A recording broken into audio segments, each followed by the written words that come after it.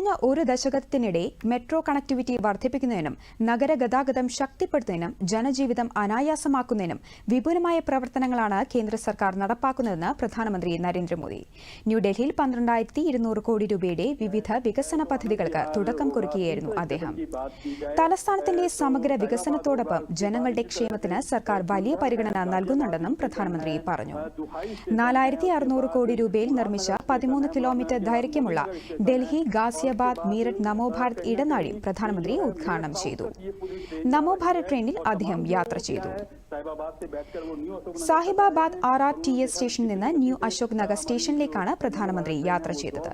ഡൽഹിയിലെ ആദ്യ നമോ ഭാരത് സ്റ്റേഷനാണിത്. നമോ ഭാരത് ഗതാഗത സംവിധാനത്തോടെ ഡൽഹിക്കും മീററ്റിനും ഇടയിലെ യാത്ര കൂടുതൽ സുഗമമാകും. ജനക്പുരിക്കും കൃഷ്ണ പാർക്കിനുമിടയിൽ പൂർത്തിയാക്കിയ ഡൽഹി മെട്രോ 4ാം ഘട്ട പാതയിൽ കേന്ദ്ര ആയുർവേദ ഗവേഷണ ഇൻസ്റ്റിറ്റ്യൂട്ടിന്റെ തറക്കല്ലിടലും പ്രധാനമന്ത്രി നിർവഹിച്ചു.